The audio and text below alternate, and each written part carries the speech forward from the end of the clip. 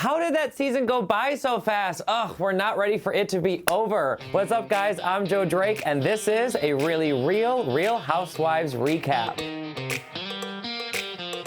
So last night was the season finale of The Real Housewives of New Jersey, and let me tell you, it did not disappoint. Now, as I'm sure you are all aware, Danielle told Melissa that it was actually Teresa that convinced her to pull Margaret's ponytail during that fight. And it was also the boutique owner's idea in the first place for Danielle to do so.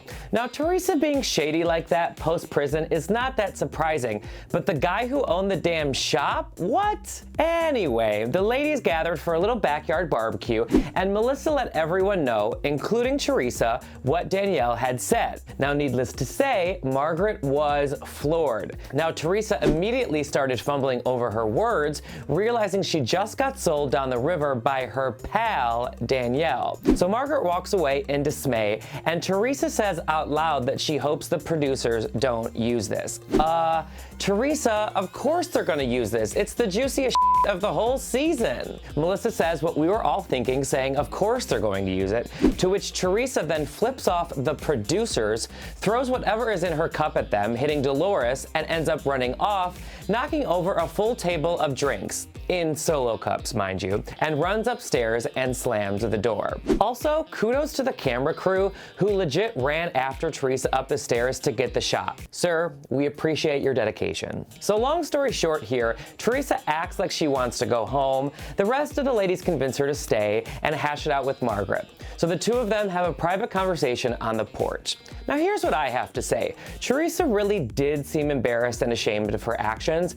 Margaret, on the other hand, I think she was pretending to be pissed and hurt by the whole ordeal. I mean, I just didn't buy it. I mean, was she shocked? Yes. Was she mad? Sure. But I think she always had it in for Danielle, and the entire situation goes back to her actually pulling the hair in the first place. I mean, Teresa being dumb and egging her on, something tells me Margaret, at the end of the day, doesn't really care. Also, she knows for the sake of the show that they're all pulling the strings of puppetry, making sure drama happens on camera. You know what I'm talking about? So the episode abruptly ends midway through, giving us the usual updates on the ladies. But I forgot we had a whole trip to Italy to cover with Teresa and the girls reuniting with Joe. Now, if I was at Bravo, I'd say I'd make that a full hour-long special, but the trip did seem to be kind of last minute, and you could tell they didn't really have their normal Jersey crew on the trip. So to break it all down quickly, the girls were happy to see their father, Joe was happy to see them, Teresa is so not into Joe anymore, even though Joe seemed to be giving it a shot. Now, it looked like Teresa had already made up her mind before even landing in Italy that she was absolutely done with Joe.